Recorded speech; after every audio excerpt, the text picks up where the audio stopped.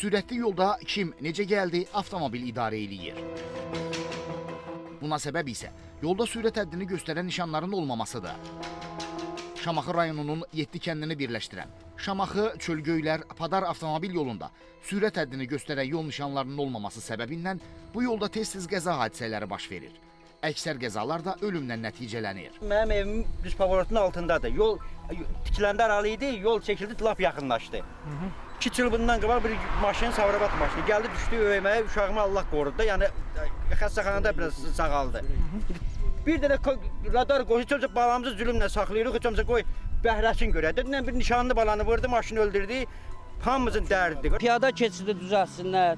Ondan sonra yolun sağında, solunda çox demirik ki, hər küçənin başında demirik biz.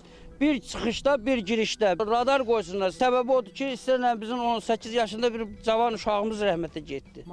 Maşın vurdu. Avtobusdan düşəndə bir qazel gəldi, vurdu onu. Tez-tezmi belə hadisə? Bəli, tez-tez olur. Sakinlər bildirirlər ki, problemlə bağlı aidiyyət üzrə müraciət etsələr də, amma faydası olmuyor. Buradan Muğana olan məsafə 52 kilometrdir. Buradan Şamaxıya 10 kilometrdir. Amma yolun belə gözəl, hər tərəfli olması, problemsiz olması o sürücülərə imkan verir ki, sürəti gözləməsinlər. Buradan maşınlar ən aşağı saatda 100 kilometr sürətlə keçir. Onlar anlamalıdırlar ki, hardasa 100-200 metr qalmış kəndə sürəti azaltsınlar. Bunu göstərən bir işarələr də yoxdur.